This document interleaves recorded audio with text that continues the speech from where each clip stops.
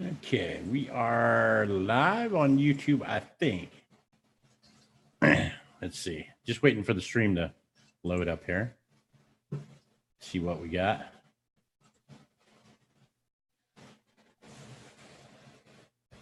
Give it a second here. Okay, I see an ad. That's a good sign. That means we're semi-monetized for now. I don't know. Let's see. I said, I see an ad, so we're semi-monetized. Nice. Said he sees an ad. Okay, 4 people watching, and let's get the audience built up here a little bit. I'm still dying.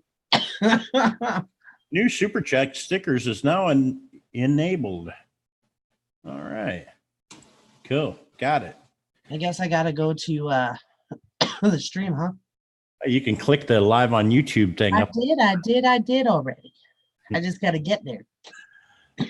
Canadian Witches, Danny G, Davros, Vanscaro, Brandy is in the house. What's going on, guys? Now, we usually do this with Lou Rock, but we can't get a hold of Lou Rock. I think he fell asleep after Cab 7 stream, and I've been sending a message. He'll wake up here in about 15 or 20 minutes and be like, "Oh man," like he always does. Yeah. So more than likely he'll be joining us sometime later on during this, but we wanted to get it started while everything was fresh in our minds. Is Lou gonna start pulling a wacky and coming in like the last 5 minutes? I don't know. I guess we'll see. Danny G. Hello. Danny G with a $2 super chat said it works.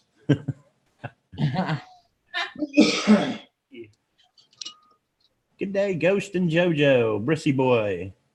Tina's Vlogs. Hey, y'all. I am 524. Hey, everyone. Peanut butter. Peanut butter jelly time. I'm going to apologize in advance if you hear me coughing from time to time. I'm still trying to get rid of this damn cough. Oh, that's a good question, Lady Swan. What undisclosed location am I coming to you from today? I'm in a porta potty. I'm in a broom closet in Trump Towers trying to find out more information about our actual story for tonight. It's actually quite interesting because it's a historical story. There's a lot of question about it. If you guys have ever heard of Nikola Tesla, okay, Nikola Tesla was in the electric race with Thomas Edison. Thomas Edison said that direct current was better than alternating current. They both had their own versions of electrical generators that they had. Thomas Edison even went so far as to electrocute himself. Well, no, he electrocuted an elephant. Yeah, he literally electrocuted an elephant, and it was a terrible train wreck. Where is all the animal activists from that time? Well, I mean, he literally electrocuted this elephant trying to use alternating current, and it was bad. It was bad for Nikola Tesla. It was bad for Edison because the way he did it, and it took so long to do it. Turned out that direct current would have been more effective for electrocuting the animal than alternating current. But I don't know why you want to electrocute that. Well, he was trying to prove that AC current was more dangerous than direct current. Oh, the days when nobody gave a crap. Deborah says Edison was a patent-stealing hack. Oh, Haunted Jim with $4.99 super chat. Save the chicken, eat more dog ham, less chicken sandwiches. Yeah, and then you won't worry. And if you eat more dog ham, you won't run into Nero Trigger at Popeyes. Just saying. But anyways, Nikola Tesla was credited with a lot of different things. He was actually working on a remote electricity that would connect to everyone's houses. Everyone would get free electricity. They'd be able to pull electricity out of basically thin air. You would have electricity in your house without having to use wires coming in, without being attached to a grid. And that was one of the things he was working on. Among other things, the military had him working on actually death rays. And we're going to talk a little bit more about that because we're going to look this up. But the basic story that I have uncovered now, Nikola Tesla died in his apartment in New York City under suspicious means. Nobody knows for sure whether he was, silenced or whatnot. But what's this? Nothing. Okay. So he died under suspicious means. Nobody knows for sure whether he was actually like silenced or died of natural causes or what. But there's some speculation to it. But just hours after he passes, the military actually went in and, what was it, 60 trunks? No, 80 trunks 80 were taken trunks. from his estate. Yeah, 80 trunks of notes, books, and, Proof. of what he was working on was taken by the military. 3 weeks after his passing, they have a person from MIT, like a really high up intelligent person from MIT. Hold on. No. According to what I read, it was 3 days after, before they took the trunks, they brought him into his apartment in the hotel. Oh, okay. Well, you know what? Let's Google this up and get the actual story and put it out there. You've already got it Googled, don't you? Yeah. Do you want me to read the entire story? Yeah, if you want to, let's get it out there and then we'll kind of speculate on it and see what the crowd thinks out there, because this story is. There's so many factors and names that you're going to recognize in the story. Okay, so it's story time with JoJo now. Yes. You question it after I'm done reading. Okay. Mystery of Nikola Tesla's missing files. The FBI finally declassified its files of Nikola Tesla, but questions remain. After Tesla was found dead in January 1943 in his hotel room in New York City, representatives of the U.S. government's Office of Alien Property seized many documents relating to the brilliant, prolific 86-year-old inventor's work. Did you say alien properties? Yes, alien properties. I found that weird too. That's strange. Why would we have? This is 43? Yeah, 1943. 1943. Why would we have an Office of Alien Properties? Well, I mean, if you question them, they're going to say, well, alien as in like foreign. You know what I mean? Yeah, okay. Anyways, it was the height of World War II, and Tesla had claimed that he had invented a powerful particle beam weapon known as the death ray that could have proved invaluable in the ongoing conflict. Rather than risk Tesla's technology falling into the hands of American enemies, the government swooped in and took possession of all property and documents in his room in the New Yorker hotel. What happened to his files from there, as well as what exactly was in those files, remains shrouded in mystery and ripe for conspiracy theories. After years of fielding questions about possible cover-ups, the FBI finally declassified some of the 250 pages of Tesla-related documents under the Freedom of Information Act in 2016. So 80 trunks of books and notes and things like that. They finally disclosed a measly 200 pages. 250, yeah. Yeah, 250 pages out of 80 trunkloads of notes. The Bureau followed up with 2 additional releases, the latest in March 2018. But even with the publication of these documents, many questions still remain unanswered, and some of Tesla's files are still missing. 3 weeks after the Serbian-American inventor's death, an electrical engineer from Massachusetts Institute of Technology, MIT, was tasked with evaluating his papers and determining whether they contained any ideas of significant value.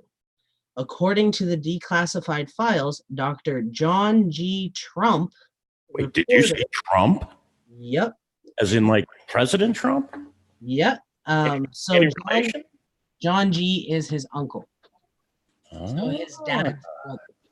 Bum, bum, bum. Reported that his analysis showed Tesla's efforts to be primarily of speculative and philosophical and promotional character, and said that the paper did not include new sound workable principles or methods for realizing such results.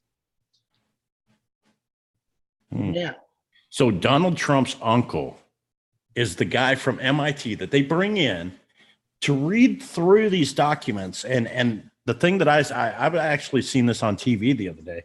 He actually only read through documents for about 3 hours before he came to this conclusion that there was nothing there. It was all just a bunch of speculation and hoopla. Yep.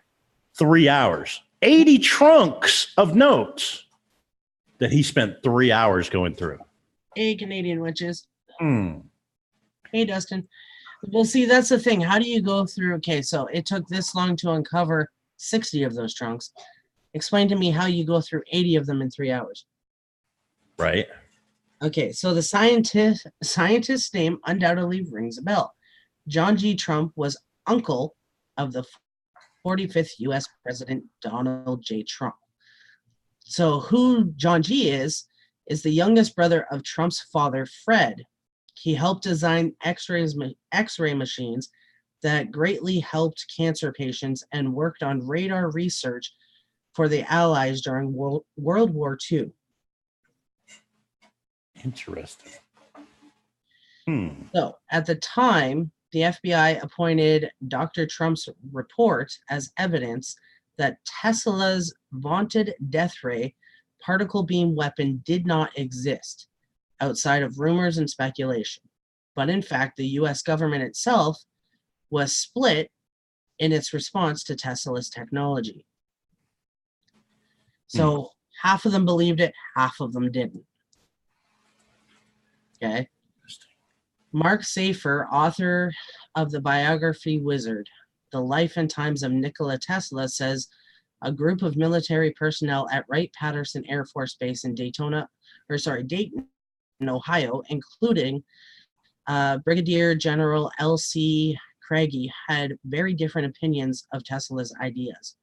Craigie was the first person to ever fly a jet plane for the military, so he was like the John Glenn of the day, Safer says. He said, there's something to this. The particle beam weapon is so real.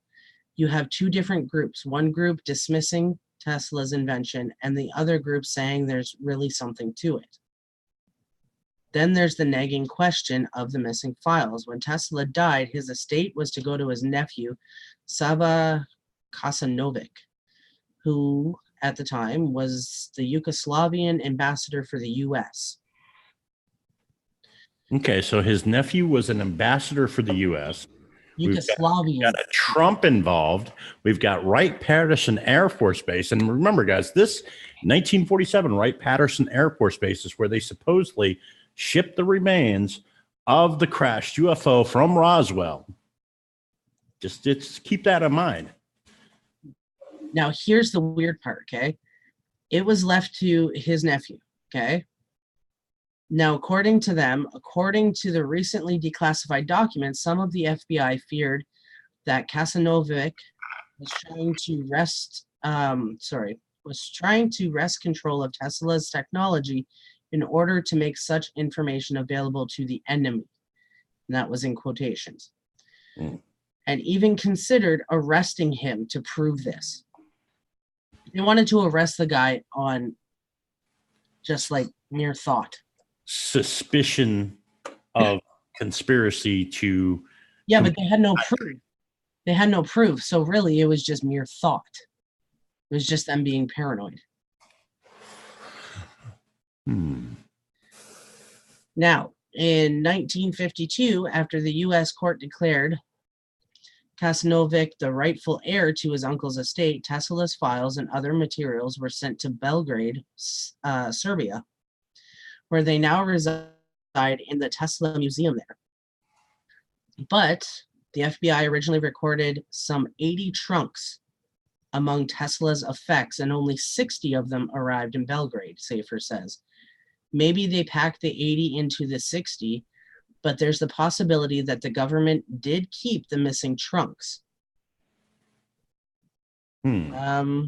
There's a 5-part history series, The Tesla Files. Safer joined forces with Dr. Davis Taylor, an astrophysicist, and Jason Stapleton, an investigative reporter, to research the missing files and seek out the truth of the government's views on the death ray. So despite John G. Trump's dismissive assessment of Tesla's idea immediately after his death, the military did try to incorporate particle beam weaponry in the decades following World War II, Safer says. Notably, the inspiration of the death ray fueled Ronald Reagan's Strategic Defense Initiative, or the Star Wars program, in the 1980s. If the government is still using Tesla's ideas to power its technology, Safer explains that it could explain why some files related to the inventor, still remain classified. Some of the files are still classified. Right. Now, wasn't there a Bush involved in all this too? Yeah, I'm getting to it. There's evidence that Franklin D. Roosevelt, Vice President Henry Wallace discussed the effects of Tesla, particularly those dealing with the wireless transmission of the electrical energy and the death ray, with his advisors, according to the FBI documents released in 2016. Along the same line, Safer and his colleagues in the Tesla files uncovered the role played by Vannevar Bush, whom FDR appointed as head of the Manhattan Project in the evaluation of Tesla's papers. Okay, so now you have a Bush. Now this is the same Bush that was in charge of the cleanup of the UFO crash at Roswell in 1947, and now he's been appointed the head person in charge of the Manhattan Project. Seems a little fishy there, don't you think? Mm-hmm. Now we have a Bush, a Trump, and Tesla all entangled in here. We got some interesting names coming into play. Well, here it gets even weirder. They also looked into the possibility that FDR himself may have sought a meeting with the inventor just before he died. So FDR was the last one to talk to him. By visiting some key places in Tesla's life, from his laboratory in Colorado Springs to his last living quarters in Hotel New Yorker, to the mysterious wireless tower he built in Wardenclyffe, Long Island, Safer, Taylor, and Stapleton sought out to unravel some of the mysteries surrounding the inventor. They also traveled to California, where some of Tesla's other groundbreaking ideas, many of which were seen as unrealistic or even crockpot during his own lifetime, now fuel most dominant industries in Silicon Valley. Right? Yeah, so now you got Silicon Valley coming into it. And of course, Silicon Valley is where you've got Google, you've got Yahoo, you've got all these modern, social media, internet-based, conglomerates is all working from out there. And a lot of the cell phone companies that are now going to the 5G wireless technology. And where did the wireless technology originate from? Tesla. Nikola Tesla. But that's what it gets to here. Although some of his more sensitive innovations may still be hidden, Tesla's legacy is alive and well, both in devices we use every day, the technologies that will undoubtedly play a role in our future. Tesla is the inventor of wireless technology. He's the inventor of the ability to create an unlimited number of wireless channels, Safer says. The inventor's lasting impact. So radio guidance systems, encryptions, remote control robots, it's all based on Tesla's technology. Doesn't seem so crackpot now, does it? Well, I'm just wondering, there's an issue, it doesn't matter what country you live in. It's really hard for a country to swallow that a foreigner came over, discovered all this stuff, and it wasn't someone who was already a citizen of that country. You know what I mean? True. Look at how many times a foreigner's discovered something and someone else takes credit for it.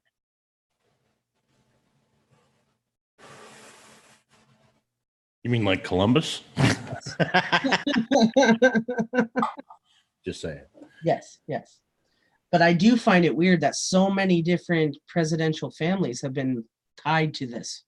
Yeah, it is a little strange. And I bet if we done a little bit more digging, okay, now we got FDR, we've got a Bush, we've got a Trump, we've got Donald Trump, who's in office right now, who is in charge of declassifying this type of information. Mm-hmm. Okay. I mean, the FBI takes its orders from the president. So, I mean, without the president saying, yeah, go ahead. Right, right. So now you got two Trumps involved in it, a Bush, FDR, and Nikola Tesla. That meets the five name requirement for a conspiracy, right? Definitely. See, this is why we question everything, because I want to know why keep it hidden? Why declassify some but not all? Well, I mean, think about it. If we had ray gun type weaponry, who's to say that, okay, in 1947, that was just what, 4 years after Nikola Tesla died. What if the government actually shot that UFO down with the ray gun technology that Nikola Tesla invented? And wouldn't that bring it like full circle? Okay, we shot this alien aircraft down. We put it out to the newspaper, and now we got to change it to a cover-up. Weather balloon. Let's go with that. Now, gather all this shit up, and let's get it down to Wright-Patterson Air Force Base stat. For now, take it over to Area 51, sort through it, get it packaged, and then ship it out. Mm-hmm. That's exactly what happened. I mean, I don't know about the ray gun shooting down the UFO or whatnot, but that's basically the gist of it. Is they took it Area 51, packaged it up, sent it out to Wright-Patterson in Dayton, Ohio, and from there it's all been chopped up into little bitty pieces and dissected over the last 80 years. I mean, when you look at it, though, every country has some kind of weapon that they're hiding. You know what I mean? For their own safety. So if they need it, they can bring it out as kind of like a shock value kind of thing. You know what I mean? Well, and it's no secret that after World War II, we actually offered anonymity to German scientists to come over here and work on our space programs and technology programs that we had. And, these are people that were part of like the SS and that, and were wanted for war crimes. And we told them, we'll give you, a pardon. You won't have to answer for those crimes as long as you come here and go to work for us. Mm-hmm. On our rockets, on our, technology, our space program, all that stuff. And that's what we did. We took a lot of German scientists and brought them over here, gave them land, gave them a house, let them bring their families, and they lived out the rest of their lives working for the U.S. government. Yep. But I mean, look at it this way, okay? A ray gun is just really a high-powered laser, okay? When you think about it. Well, yeah. We already have lasers to damage things. So technically, they are using his invention and just not explaining it. You know what I mean? It's not to the capacity that he was meaning.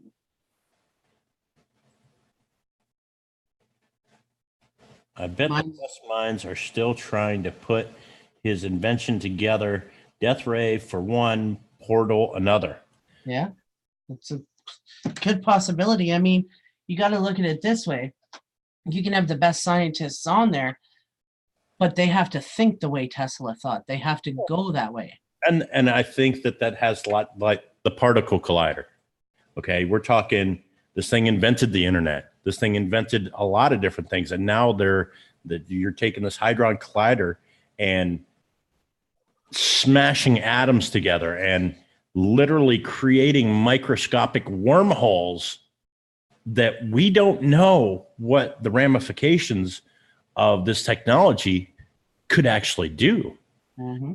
Literally they could do one of these and it open up a wormhole that actually swallows the whole planet. You never know. That technology is unproven, stable technology that they don't know what they're dealing with. They're just doing it to see what it does, to find out more about it, to learn. And there's been a lot of great minds that made some mistakes once or twice and had things blow up in their face. Literally. And that literally could be one of the things that happens on this planet. I mean, we've talked about 5G technology. Okay, the root of the 5G technology is it's a wireless technology, and wireless technology evolved from Nikola Tesla. He invented wireless technology. So now we have this wireless technology that could actually potentially harm people in the process of giving us faster internet, faster speeds, more stable, more, although with the 5G, the range isn't that great. In fact, they've actually found, I think it was T-Mobile recently found that they could run 5G technology through a radio frequency and expand the range. Hold on. You got to read Real Talk Tarot. I believe they've already put this stuff together and are beginning to use it. I am a targeted individual, so I have been red pilled already. Please dig deep, guys. There you go. Unfortunately, I can't dig deep. I have been taught various, talents by FEMA and the government myself. So anything that I do, I'm sure that, somebody in the government is probably watching this feed right now. And if they don't like what I say, I'll probably end up getting struck down off of YouTube. So unfortunately for me, I can't dig much deeper than, just scratching the surface. But that's why we tell you to question everything. Go out there, Google search the hell out of it, find out what you can find out. There's a lot of names tied to this whole Nikola Tesla thing. And, this goes back to the 1940s. I agree with Art Conklin. When they first tested the atomic bomb, they didn't know if it would cause a chain reaction and burn off the atmosphere. Right. Well, and see, that's the thing. With science, you got to do something to see the reaction and see what's going to happen.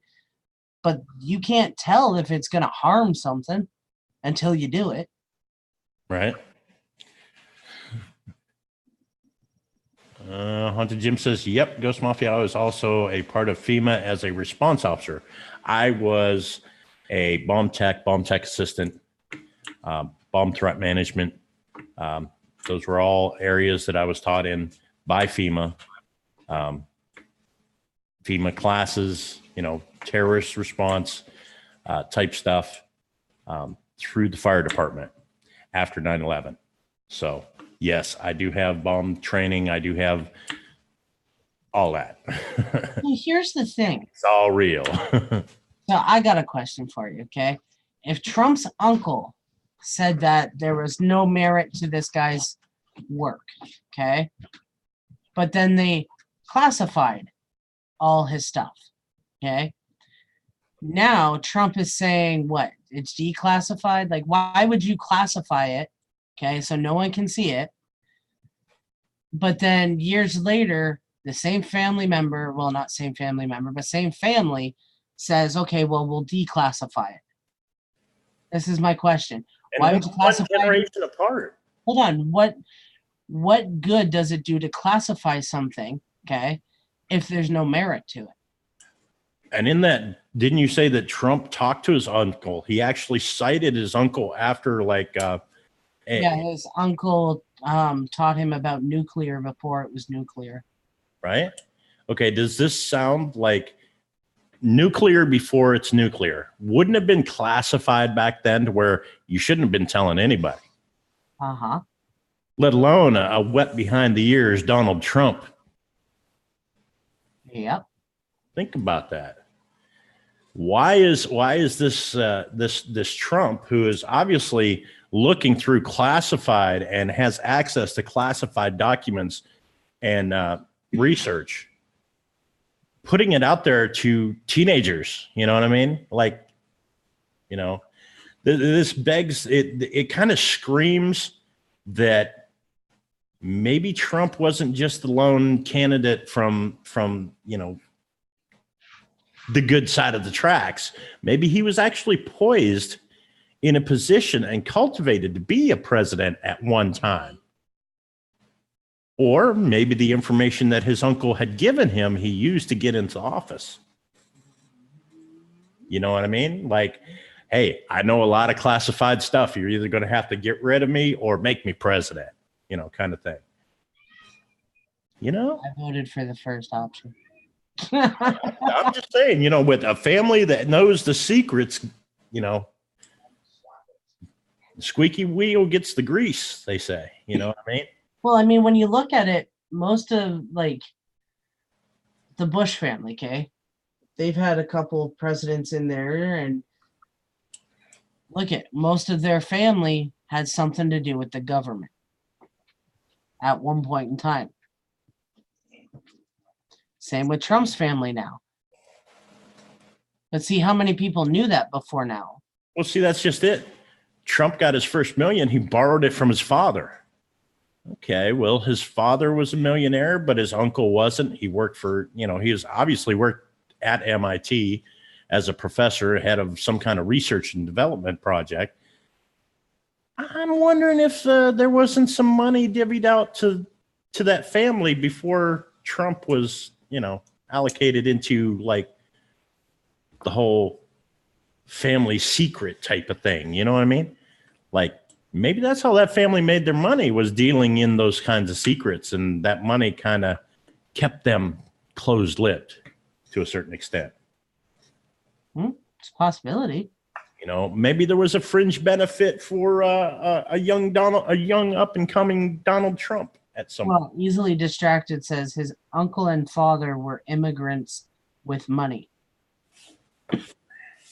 Okay, immigrants with money and head of a research and development project from MIT working with the American government. Sure. There's more to that story there. I'm just saying there's more to that story there somewhere. I mean, it's not like they was just lowly immigrants that had a little bit of money that came to the U.S. and made it big.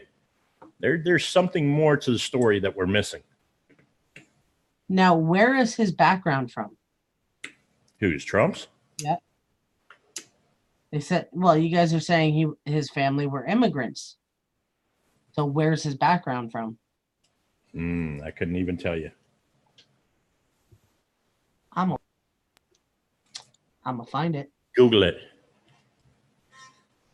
See, this is why I like having JoJo around, because she's like one of them researchers. She'll find anything. She'll let you know if Trump wears boxers or briefs here in about 2 seconds. I'm telling you. Let's see who else out there. We got Art Conklin out there, Joshua Pinero, Carolina Recomstone. I need to put my glasses on, that's for sure. Canadian Witches, Sharpshooter the Mod God, Southern Belle, Angel Muniz Variety Show, Jason Brace. So, do you want to? This is fucked up. Oh, we got to hear this. Donald Trump's immediate family circle. His family, so his dad's side, comes from Germany. His dad's side? Okay, so they're immigrants from Germany. Hold on. His mom's side comes from Scotland. Okay. Okay. So, like his dad and his uncle and that part of the family literally moved to the U.S. from Germany. Before World War II. Yeah. Now, were they trying to get out and escape some of the atrocities, or? I don't know. It doesn't really give much.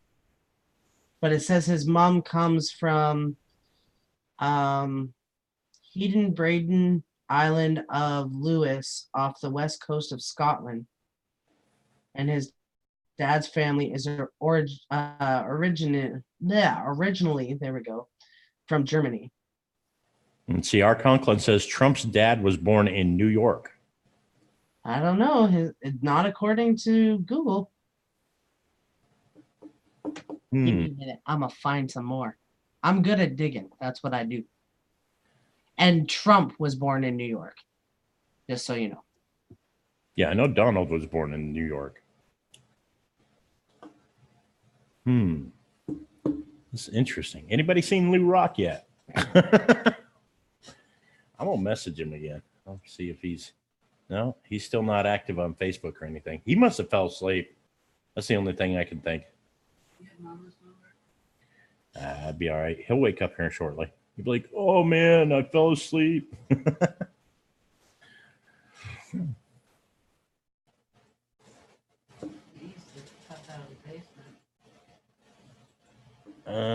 Easily distracted said, that's it. Then his first wife, no, they were a big part of America First Nazi Party. America's first Nazi Party. Interesting.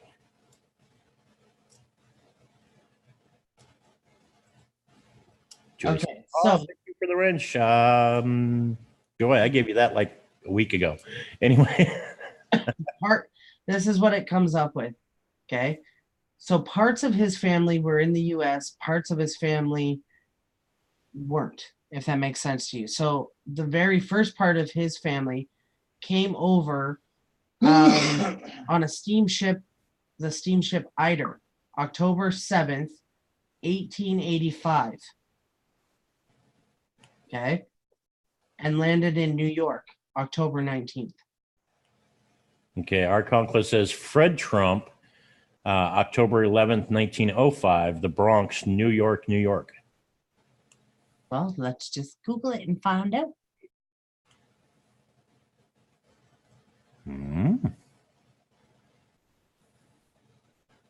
Interesting.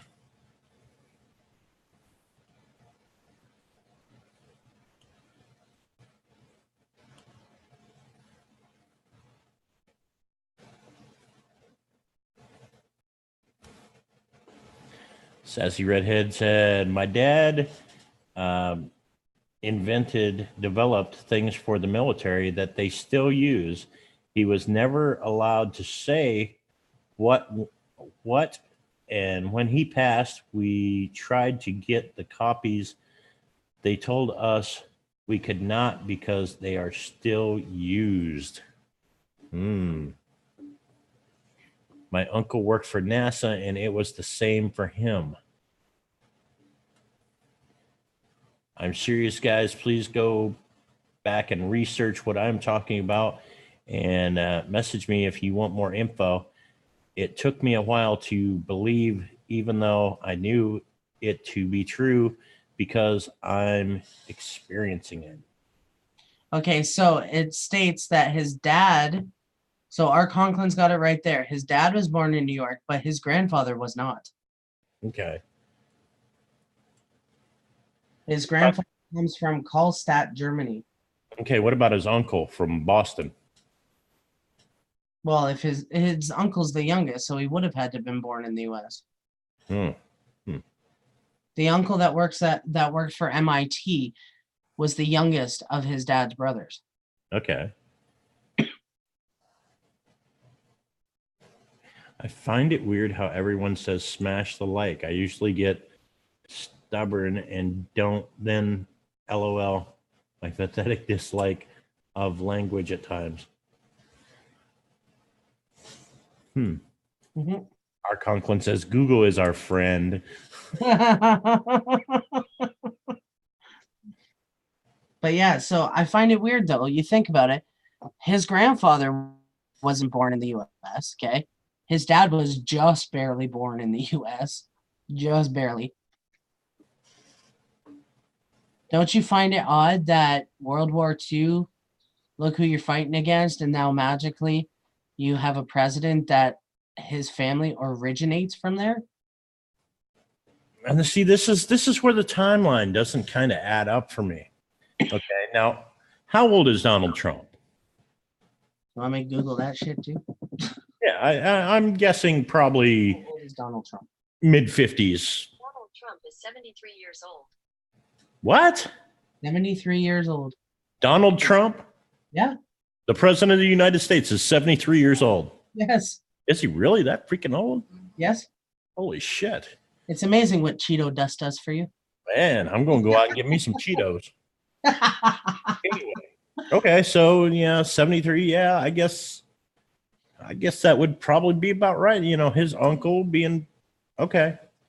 I didn't think he was that old. I didn't think he was old enough to be a teenager in the 1940s, but yeah, possibly. Guess I never just cared too much to know how old the president was. So Donald Trump wasn't born until June 14th, 1946. So he was born 3 years after this whole thing. So 3 years after Nikola Tesla died is when he was when Donald. Mhm. I mean, you know, 20 years afterwards, that would be, yeah, okay. I could see it. You know, 20 years of development and research after the fact. Nikola Tesla's 80, like 10 easily- crates, 8 deep, you know, 10 rows of crates, 8 crates deep, filled with notes and notebooks and papers. Easily distracted says 82. And then they said math.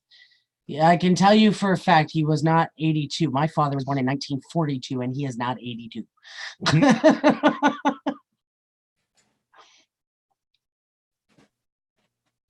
I saw a story about Edison that he had a visitor from the future, a time traveler. I haven't seen that one yet, but if you have a link to that, send it to us. I'd love to see that. Hey.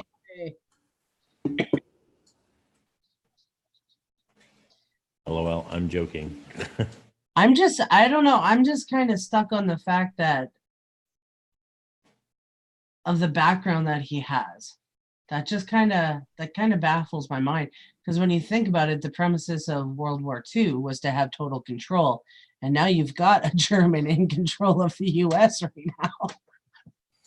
That's true. That is true. I mean, that's kind of planned out really well. I mean, and now the Trump that was, or the Bush that was involved in this, which Bush was it? We talking about President Bush? Because that had been about the right time frame. Like George Bush Sr.? Hang on.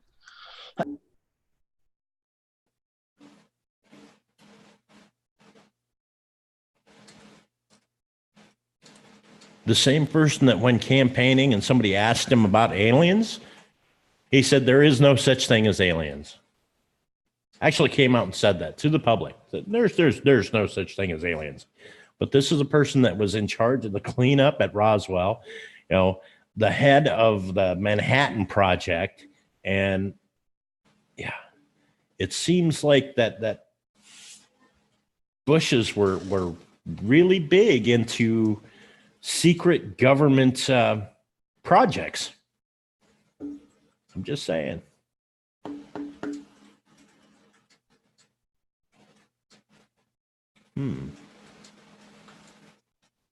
Biggest says yes, Bush Sr. Yeah, that seems... I don't know. I couldn't see Bush Jr. doing it because he'd be like, yeah, my dad got this alien spaceship one time. He told me all about it. You know, it seems like more Junior. Sorry. Vannevar Bush. Who? Vannevar Bush. Google him. Oh, good God. Hang on.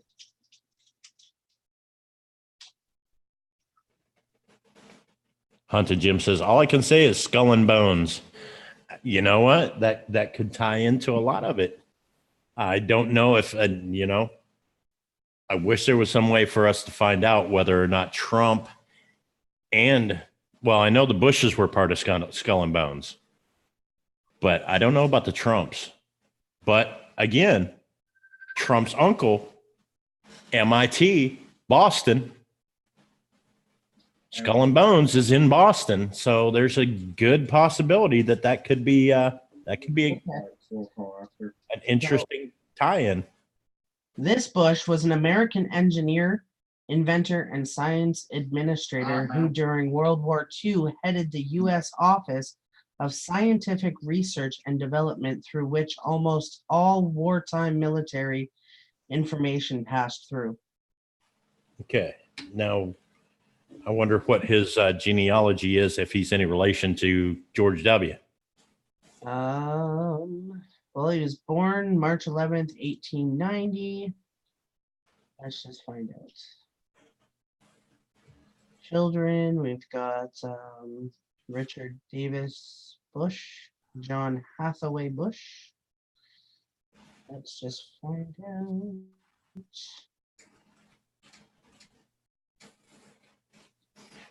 We're going to dissect the hell out of this one tonight.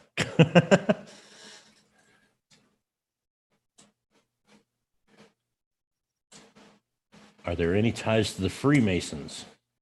I don't know of any ties to the Freemasons, but I would guess, with the Bushes and the Trumps, the Boston tie-in, I'm thinking Skull and Bones is probably a good guess as far as secret society tie-ins. Just speculation, guys. Try to find out what you can on your own. If you find out anything, let us know.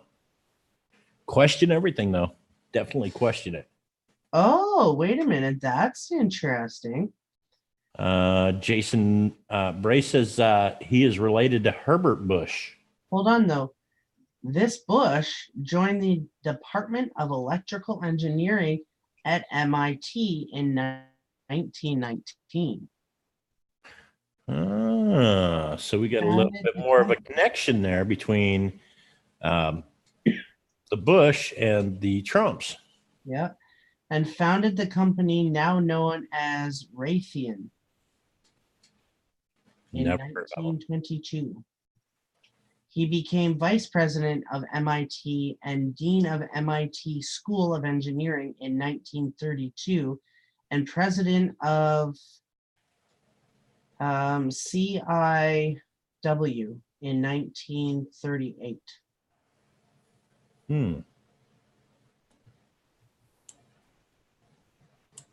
Interesting. Let me see, he's known for engineering work on analog computers and memex.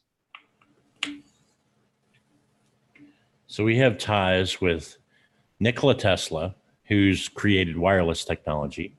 We have ties with Bush, who has worked on computer technology. And we have ties with Trump, that obviously has the financial backing to make whatever technology that these two come up with to put it together.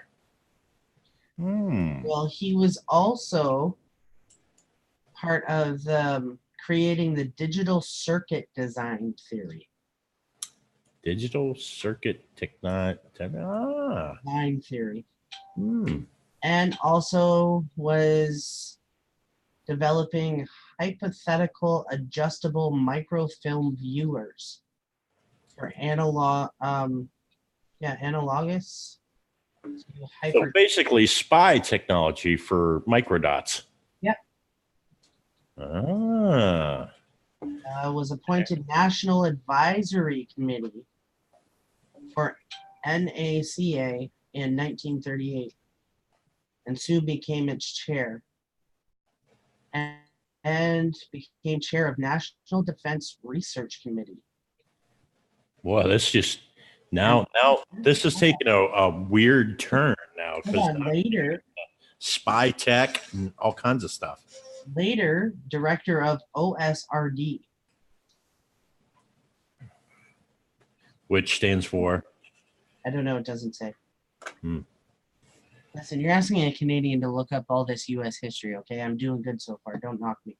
Well, now we're getting from a conspiracy of notes being stolen into Cold War era spy tech, presidential grooming, Here's something for of you. different stuff. He was well known for being a policymaker and public intellectual during World War II. Hmm. He was effective in the first presidential science advisor and head of NDRC and OSRD. He inherited the Manhattan Project and ensured that it received top priority from the highest levels of government.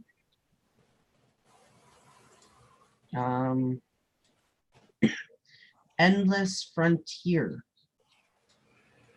Now, 1945 report to the President of the United States, Bush called an expansion of government support for science and pressed for the creation of National Science Foundation.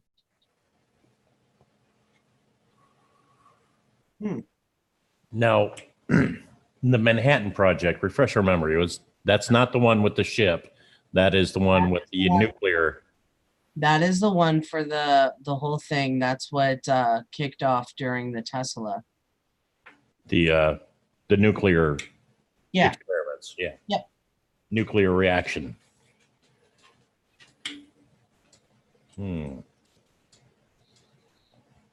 Yeah, the other one was the Philadelphia experiment, wasn't it? Yeah. I always get those two confused, the Manhattan Project and the Philadelphia experiment. Philadelphia experiment was where they took a Navy destroyer, put a bunch of, basically, they turned it into a giant microwave. They put,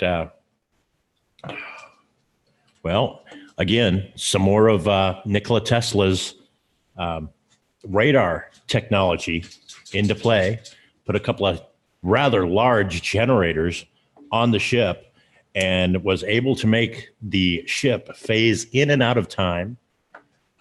Literally, when it would phase out of time, people literally, like the deck melted away underneath them. And then when it came back, they were stuck in the decking of the ship and inside walls and everything else. People were phasing in and out of existence and all kinds of stuff.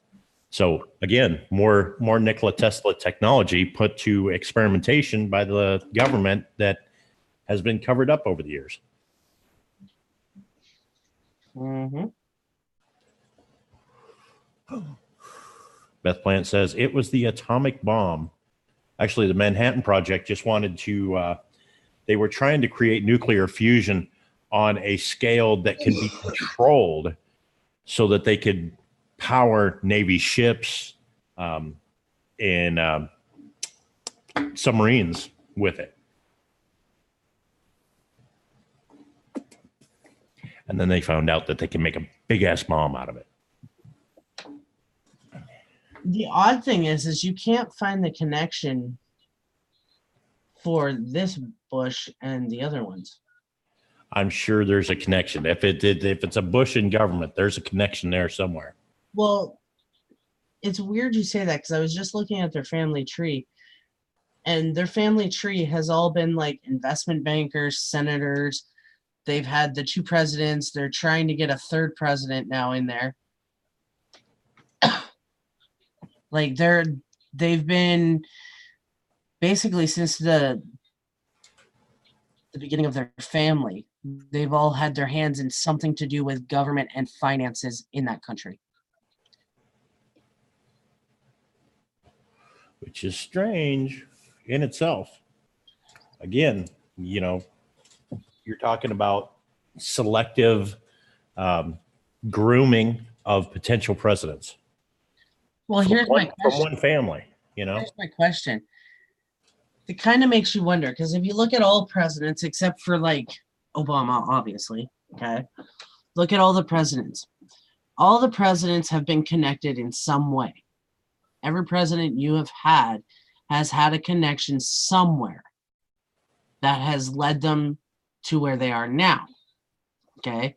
So do you really have a say when you vote? And that's one of the questions that comes into conflict with what they call the electoral college. Mm-hmm.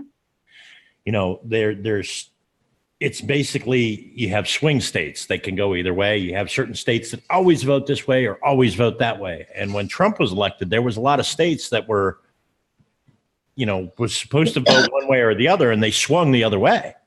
It was really odd. And there's a lot of controversy with the election results and all that stuff. And, there's people say that Clinton actually won by popular vote, but because he was elected by the electoral college and the potential votes, that's how Donald Trump got in. But I never really understood exactly how that whole electoral college thing worked because it's so damn confusing. It's really, really confusing. Maybe it's meant to confuse you on purpose, so you think you actually have a say when you actually don't. I mean, when you look at it, both candidates still had family on either side. So either side, you're getting someone that was already groomed for that position. Right. Now, Hillary, I'm not going to get into a big presidential debate. I'm just saying that the presidents that are in office currently have some ties to the current topic that we're discussing on Nikola Tesla. In fact, there's a direct bloodline to this particular case with and the fact that Donald Trump is basically in charge of, okay, let me break it down. 80 trunks of paperwork from Nikola Tesla comes up missing. 60 gets sent to his nephew to be put in a museum, but that leaves 20 trunks of notes and paperwork, designs, blueprints, whatever, patents, whatever. 20 trunks. I couldn't fit 20 steamer trunks in this room. Okay. No, there's 20 missing. Yeah, 20 trunks. Now, declassified stuff that's been declassified over the last couple of years. 250 pages here, 50 pages there. We're talking a regular binder has about 250 pages. So you're talking about one notebook out of 20 trunk loads of paperwork. Well, something don't end up there. Paperwork and inventions. Yeah. 250 pages. Okay, I could sit down and write 220 pages or 250 pages of just straight up bullshit.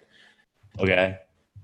But 20 trunks filled with notebooks, patents, inventions.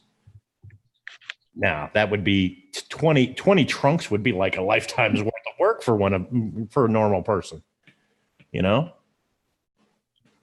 That's got to be the important stuff that the government thought, well, we can do something with this stuff. You go ahead and send that stuff back because that's the stuff that, was all rejected and didn't work anyways. Let's send that back to them. They can play around with that. But we're going to keep these 20 trunk loads, good shit for us. And we'll send it over to, we'll send a trunk over here to Wright-Patterson Air Force Base for development. And let's send some of these books over to MIT, head of government research and development over there, and send this over to here. And, they've probably split those 20 trunks up and sent them all over the place and have, outsourced dozens of projects, and I'm sure some of the stuff that came to fruition from some of those notes is probably already in our hands right now.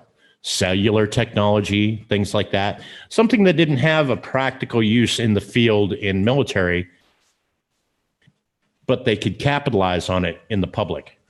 Mm-hmm. You know what I'm saying? So they're going to put this stuff to work for them. They're going to make money off of it.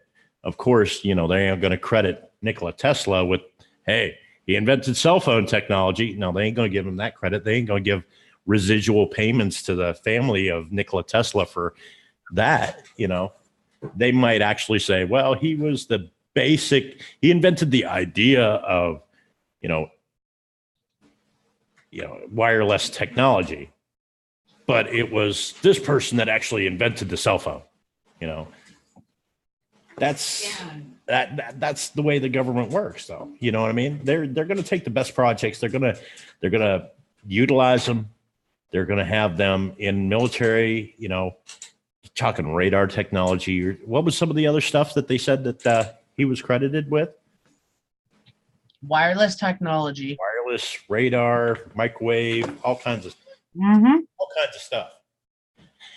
And for practical use, we have the microwave oven now. It's in every household. We have the cellular phone. We have wireless technology. We have, routers that run wireless. We have video cameras that are wireless, that run on wireless technology. All this stuff goes back to Nikola Tesla. But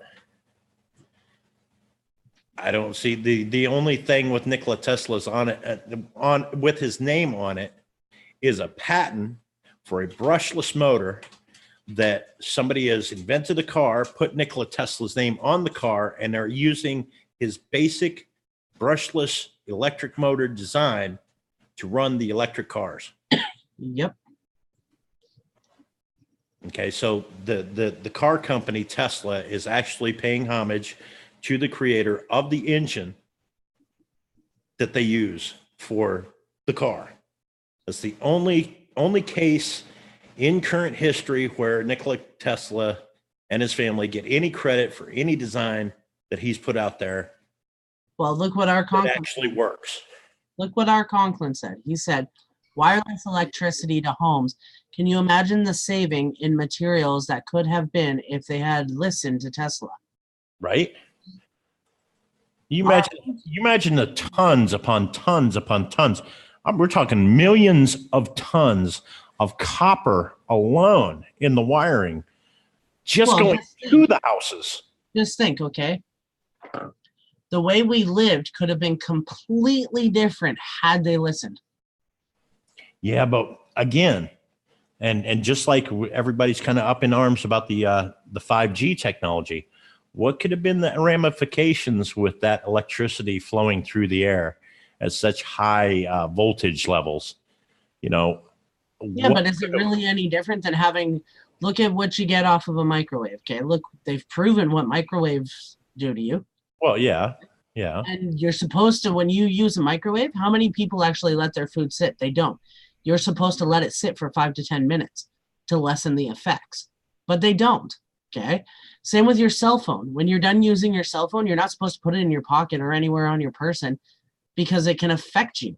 It can cause cancer. It's been proven that the waves from a cell phone can cause tumors and different cancers to develop in your body.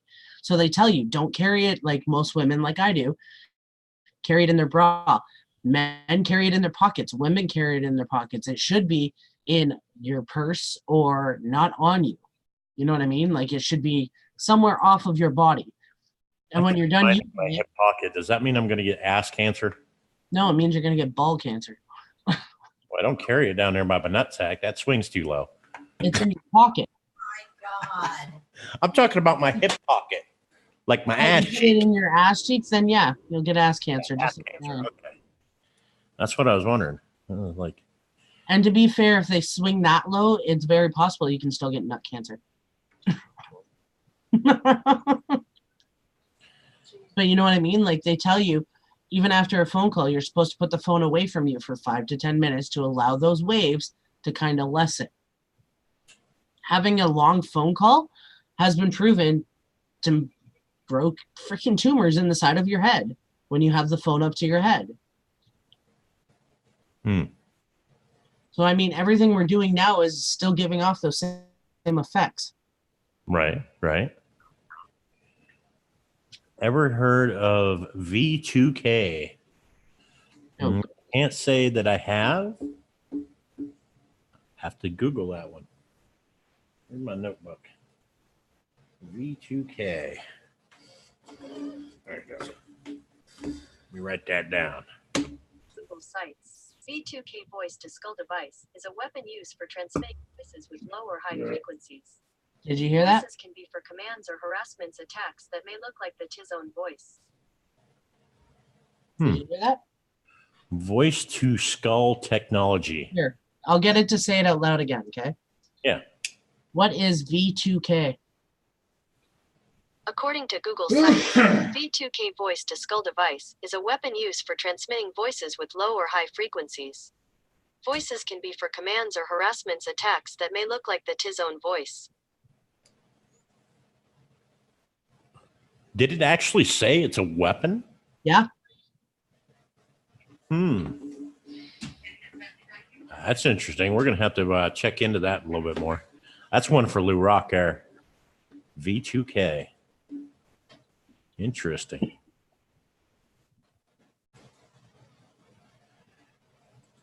Hypersonic. Biggest says, see?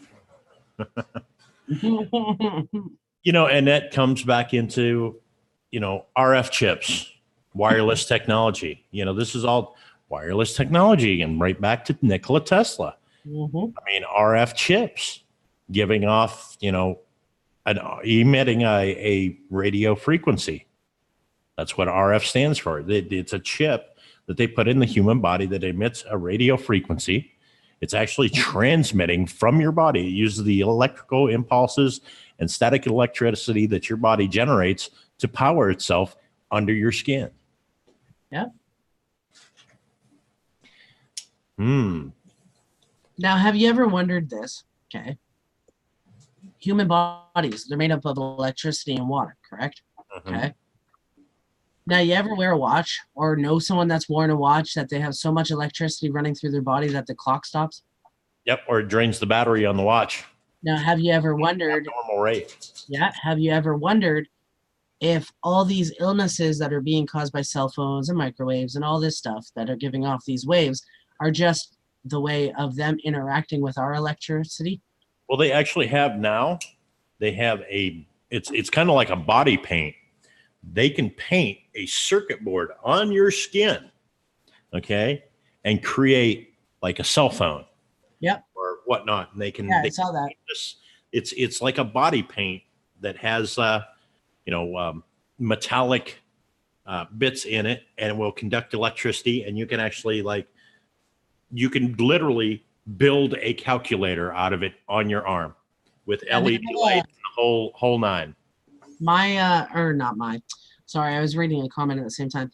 They're coming out with a bracelet. I don't know if they've come out with them for sale yet, but I know there's a prototype that the bracelet looks, you know what a Fitbit is, right? Mm-hmm. Yeah. It looks like that, and you literally swipe your finger down, and it's a holographic phone that actually works like your real phone. Yeah, I've seen the laser technology that they use for the hologram, and they used to have the keyboard. It was just a little black box, and it would project a laser keyboard.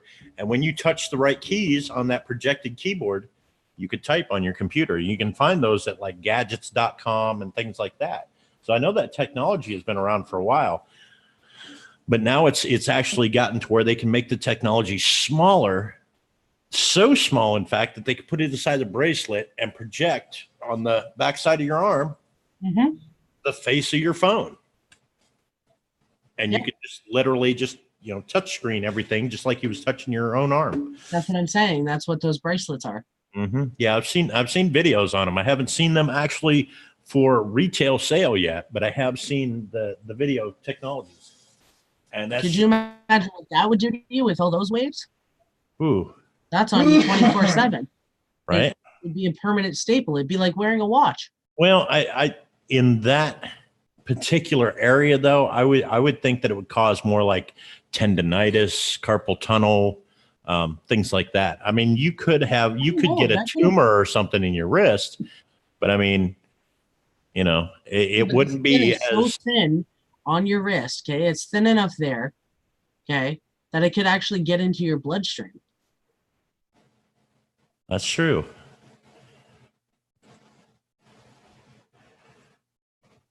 The brain gradually puts off electricity, mounting to 1.41 gigawatts over a lifetime.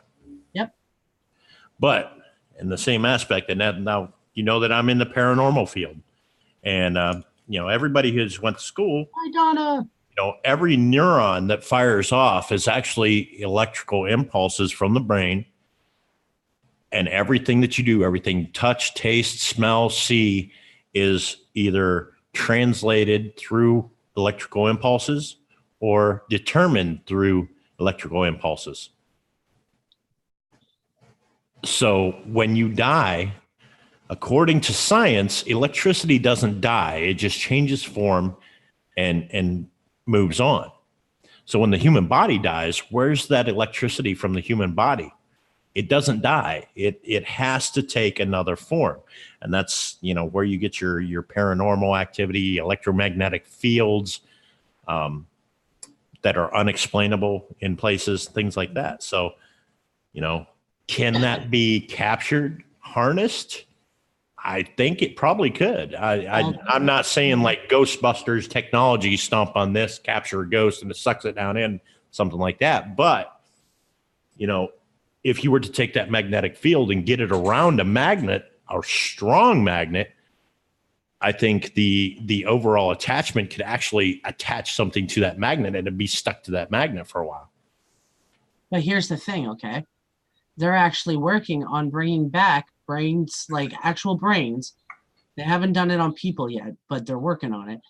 Bringing back brains that have been clinically dead. They've taken it out of a person's body and they're reanimating it. Yeah, but I think there has to be a time limit on that. It has to be like fresh. You couldn't dig up somebody that's been dead for 20 years and at that rate of decay and bring that brain back. You know what I'm saying? No. It would have to be, somebody got into a car accident, or they passed away on the way to the hospital. Okay, let's, juice them up, bring them back. That could be possible because the rate of decay wouldn't have been so much that the brain would be completely trashed by that time. But, somebody that's been dead for more than a couple hours, yeah, that's, once rigor mortis is set in, oh, could you imagine being brought back during rigor mortis? How painful that would be. Everybody's had Charlie horses.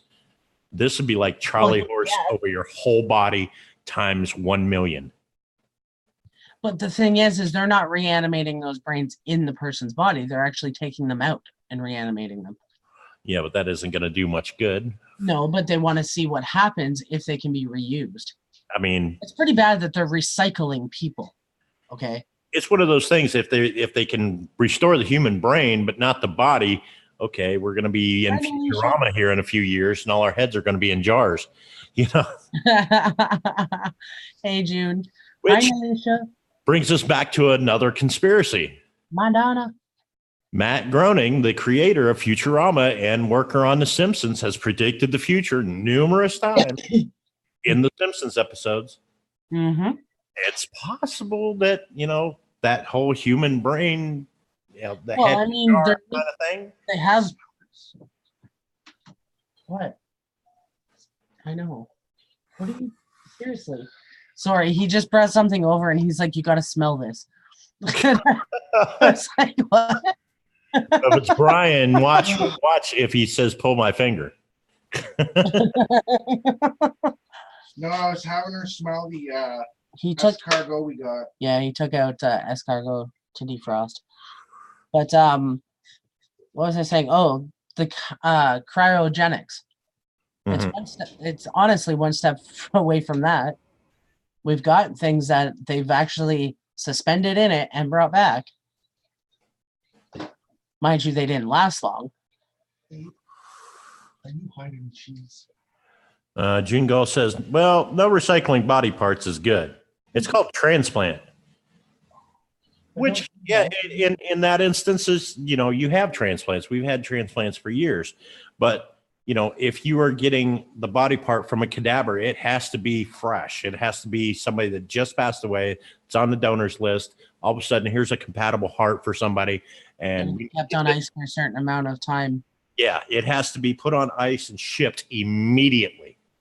Like nonstop flight from, Boston to Vegas or something, just like immediately.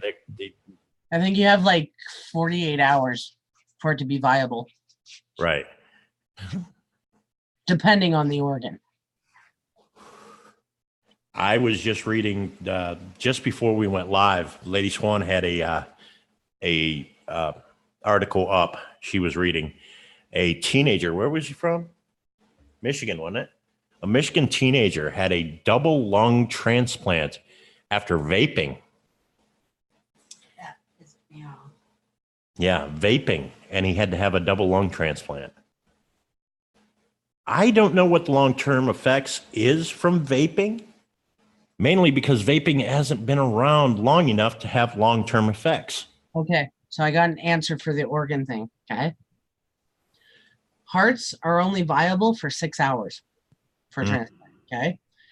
Pancreas and liver, 12 hours, and a kidney for less than 30 hours.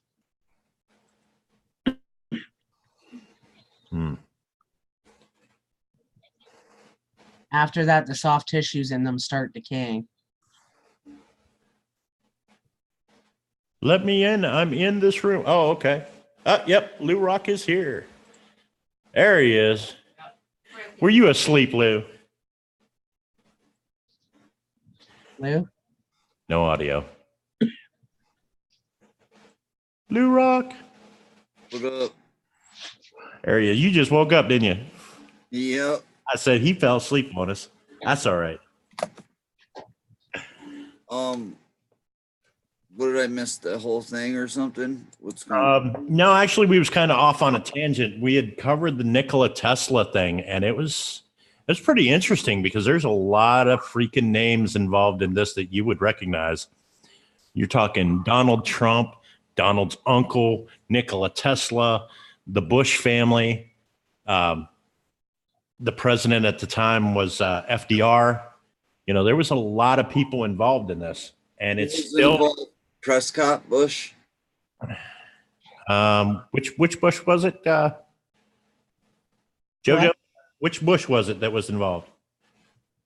I can never pronounce the guy's name. Prescott. No. It was Vannevar. Vannevar.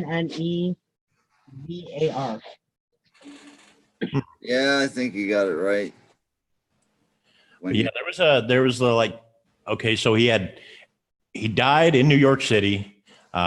Literally, Donald Trump's uncle looked through 80 steamer trunks worth of his paperwork and said, "Oh, there's nothing here. There's nothing worth even looking at." After 3 hours, it took him 3 hours to go through 80 trunks of notes and paperwork, designs and whatnot, and he decided to discredit him as like, this is all speculation, it's all hypothesis, there's no real science behind any of it, blah blah blah.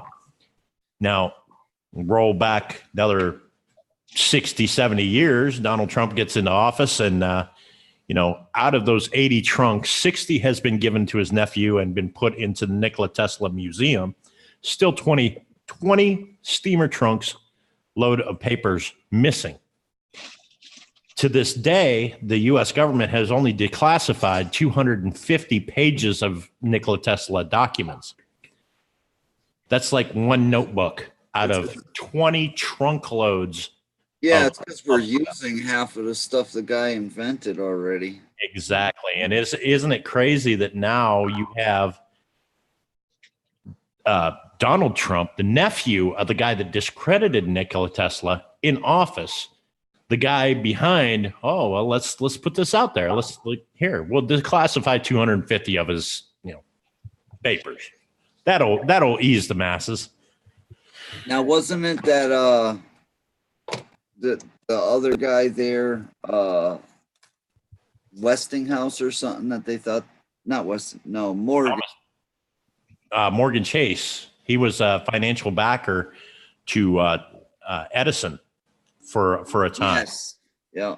Along with Westinghouse, who was building the electric generators, which yes, Westinghouse is who they thought had something to do with killing him, because it would have put him out of business if Tesla would have made a few more advancements in his technologies. Well, really, I mean, Westinghouse, I don't know if he would have actually went out of business. He probably would have ended up working with Nikola Tesla and Deep Six and Thomas Edison. Well, didn't he invent AC power or something? Nikola Tesla was the inventor of alternating current, and Thomas Edison direct current. Direct current. And we went with direct current.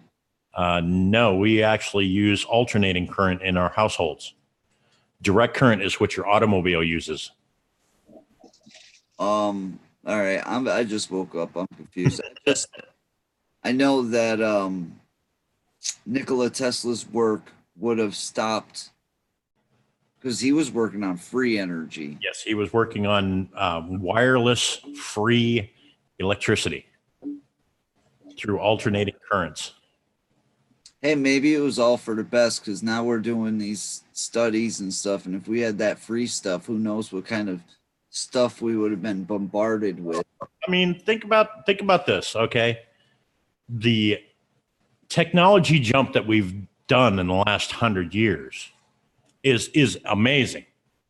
But if we would have went with free technology back then, and of course, and again, we read this earlier, he was credited for inventing wireless technology, with the same wireless technology that's used in your cell phones, your routers, your remote controls for your television, anything that you have that's wireless.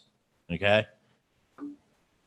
Imagine if he was still around for another, say, 20 years, the developments that we would have.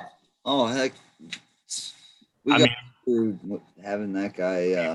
We took a big jump, but if he would have been around for another 20 years, that jump would have been, we would have had cell phones and computers and shit probably 20 years prior to when they actually came out. I'll be right back. By now, we would actually have floating cars. You know what I'm saying? What was that, Lou? I got to go fill up my coffee cup because this is... All right, I'll be right back. Okay. Real Talk Terror says, nope, I disagree simply because of what myself and hundreds of thousands of people around the world are going through, but who knows? Could be worse. Did we miss something? I'm not sure.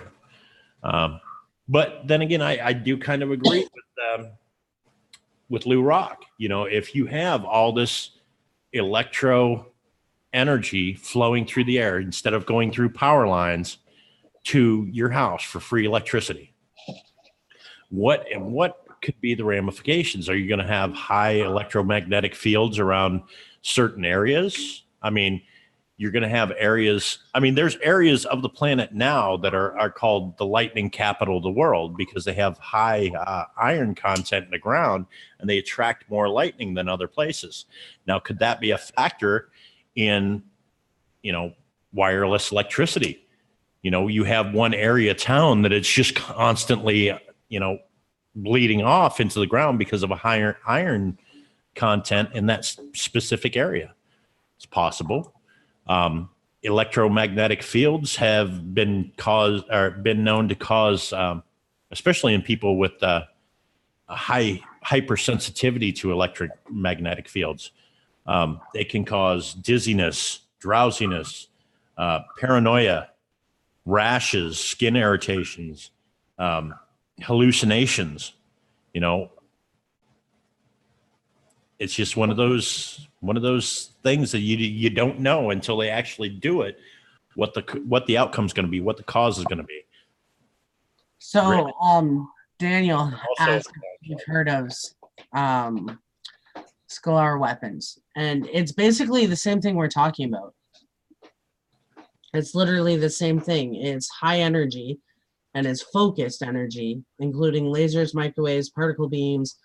Potential applications for this technology include weapons that target personal missiles, vehicles, and optical devices. Mm-hmm. When you look at, so a more simplified particle beam technology. Now, you would think lasers, things like that, but look at what lasers they've been able to do with lasers now. You have your eye surgeries, your LASIK eye surgeries, all done with lasers. That's all technology that came from that. You know what I mean? So there can be some practical uses for it. Unfortunately, the American government is going to say, okay, lasers, we can put that on an aircraft and shoot down aircrafts with, response time of, where in 1940s you shoot a bullet from a plane, there's travel time. It takes so many seconds for that bullet to travel through the air and hit another plane. Where with laser technology, that laser is coming out at the speed of light. So if you can see it, you can hit it instantaneously, basically. It's still fucked up. Right? Dental and medical laser surgeries. Yes. Yes, we've adapted laser technology for, optical, dental, even the one place I worked was they closed down, so they're not in business anymore. But it was a place that we stamped out motor vehicle parts, and they had the laser lab in the back, and they did laser cutting through steel. They used lasers to cut steel for logos, emblems, and things like that. We had that capability at that facility. So you had lasers that could actually cut through steel on a commercial basis that was cranking out parts for Volvos, big trucks. And that's one of the places I actually worked. What amazes me is this John Searle generator. Even if it doesn't do what they said it does, which they said it actually superconducts and can fly and stuff like that.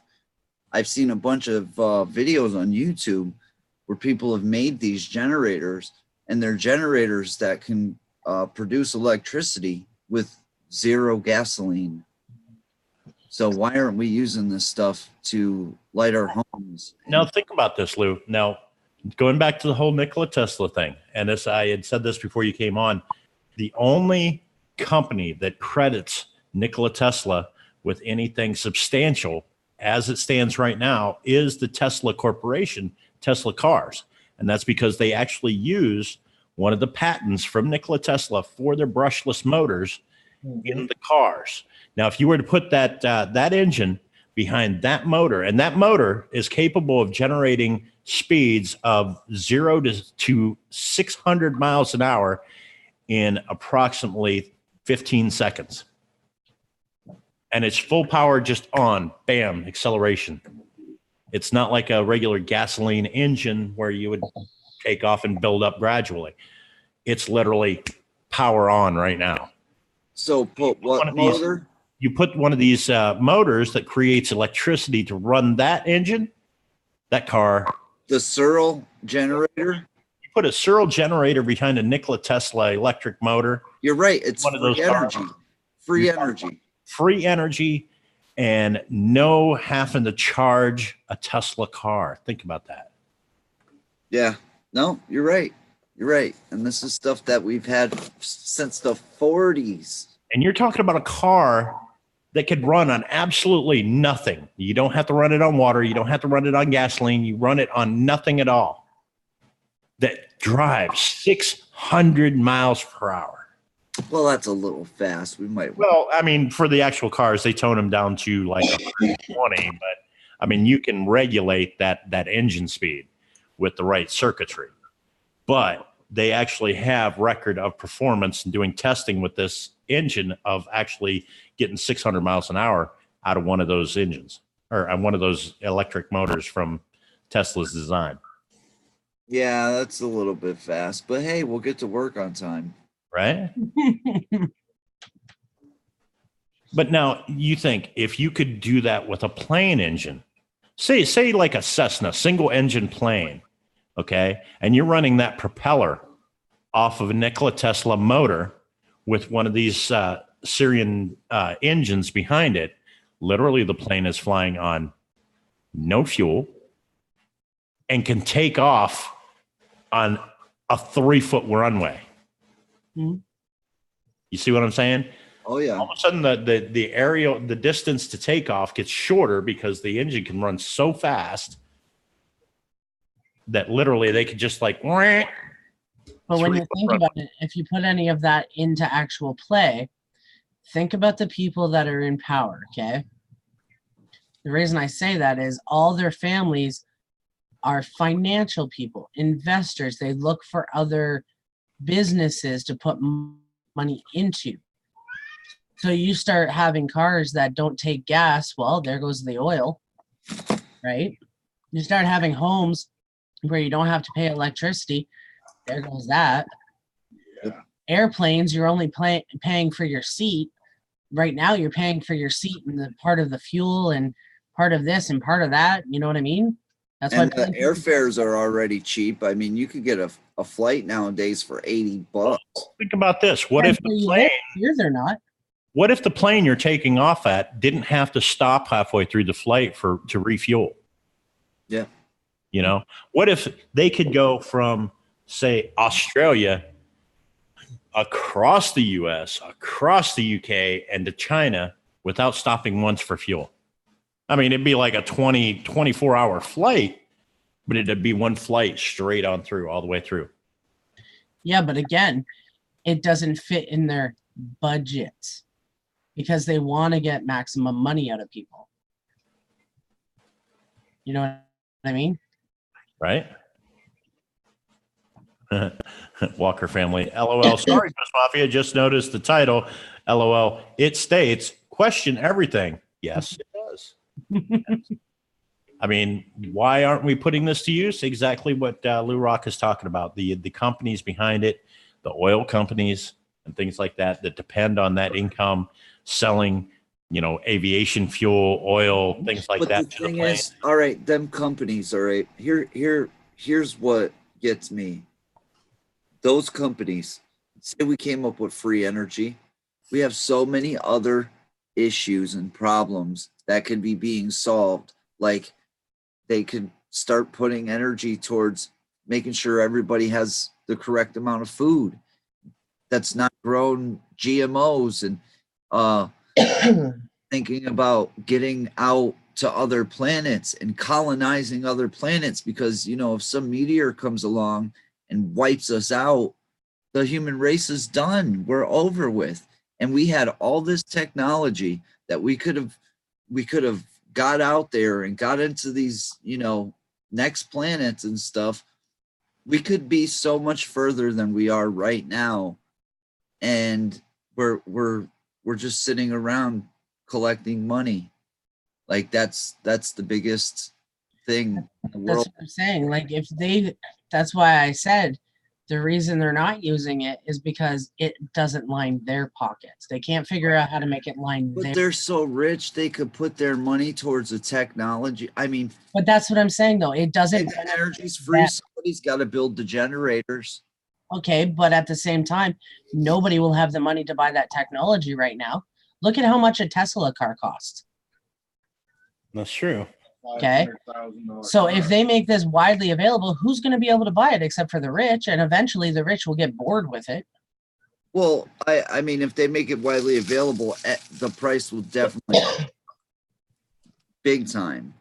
I'm just saying just because those companies now they depend on oil and yeah, they're gonna have to depend on something else within 20 years anyways. The fact is nobody likes change. They fear what they can't understand, and they can't understand his workings. They can't understand his inventions and the way. Oh, they understand them. I've seen a show that every one of these patents, they're sought out, and they're pretty much either the people who are making this stuff are either killed or they're stopped right at the point of them getting the patent. Their patent is taken over by the government. If the government thinks that you have something really worthwhile, they can take your patent before you could ever get it off the ground. Just like the electric car, or the car ran off of water, That was out, what, 20, 30 years ago? Out in the 70s.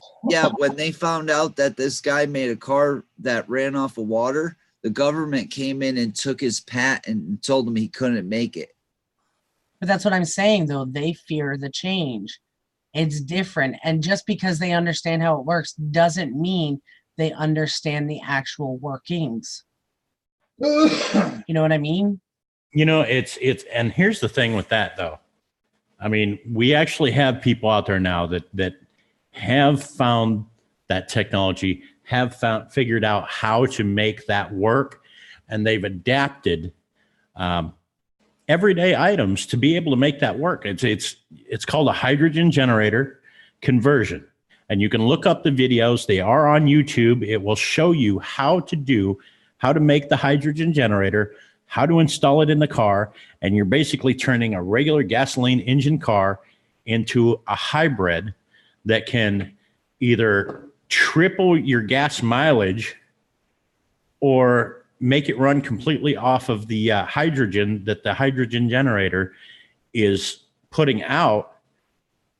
And basically your car is running off of water, distilled water. It's crazy, but it does work. You can look up the videos on YouTube. Hydrogen generator conversion. That technology. But the point I'm trying to make is that the technology, as it leaks out, and people are smart. They're going to find ways to adapt that technology, to develop that technology on their own. And as that technology leaks out, with the technology that we have available to us, with 3D printers and things like that, we can actually manufacture the parts that we need to be able to make this stuff on our own. Mm-hmm. Yeah, but they don't have to stop it on the single on a single basis, like a single person basis. If we could build it on our own, that's fine. What they're trying to do is stop it for the masses, because you might be able to build one, but once you build one and you start selling them in a production line, that's when you end up getting hit by a truck. Well, that's just it. You don't want to sell them on a production line. You want to make it for yourself. Erica Thorpe says, now that's awesome. What's the horsepower on that, though? Well, the thing with hydrogen, it is highly volatile. Yeah, you got three times more volatile than regular gasoline. So the horsepower behind it is going to be 3 times what the normal horsepower would be. Yeah, and never mind, the potential of. Well, you have to know what you're doing and how to regulate it, how to set the regulation for the input into your intake and things like that to control the flow and all of that. There's a lot of science behind it. It can be done, but you got to know what you're doing. And if you do it wrong, it could blow up in your face, just like anything else. See, Walker family wants to know if it would generate enough heat, because what about the places that get cold winters? Actually, there is videos on there where they're using hydrogen generators to make heaters, to make space heaters. You can actually make a space heater for a garage from a hydrogen generator. Yeah, but they're talking about like car-wise. If you put it in a car, is it going to generate enough heat so the car doesn't freeze over? So you know how you have that trouble in the winter, sometimes your car won't start because it's too freaking cold. Well, I mean, starting your car cold is always going to be. But he's got a very good point there, because the process of you think about water freezes. Yeah, the getting the hydrogen, you're separating the hydrogen from the Right. water molecule. I see what you're saying. So basically, what you would have to do is take the fuel cell out of the car at night and bring it in the house, because it is water. It's literally basically a jug of water with 2 copper plates down into the water with a 12-volt electric current running through it, and that will separate the water from the hydrogen molecules, and then those collect in another place and then pressurized, put into the intake manifold. And so you would literally have to basically empty the water out of your car every night in the wintertime. And before you go, literally, you would just literally open up like a 2-liter bottle of distilled water, pour it in, and go. But I mean, compared to spending, you know, $3-4 a gallon at the pumps, yeah, I would so just pour 2 liters of water in my car every morning before I left. You know, man, seriously.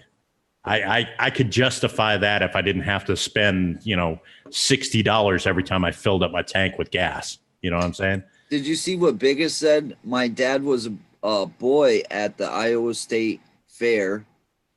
This guy showed a pill, put it into a gas tank, and filled it with water and gave you a full tank of gas, and it worked too.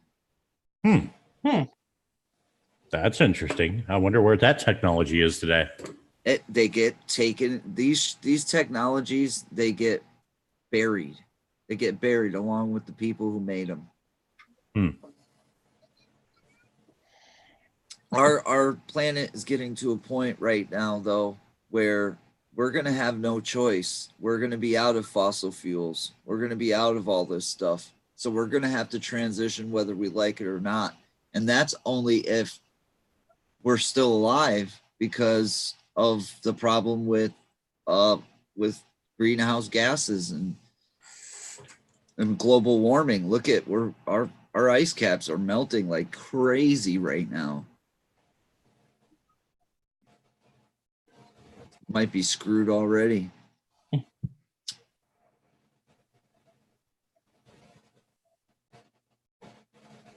Somebody made an analogy to me, though. If you take a cup and you fill it with ice, right? Mm-hmm. And you let the ice melt. Mm-hmm. Does the water spill over the top? No. No. Correct? So what would happen if Nightwalker family. wouldn't it be the same logic? No, because it would stop that flow that we got there. What is it? The North Atlantic flow? Well, and the thing with water is it expands when it freezes and it expands when it turns to gas. But when it's in a liquid form, it doesn't expand at all. So it will expand it'll create pressure when you turn it to a gas. When you boil it, and it just turns to steam.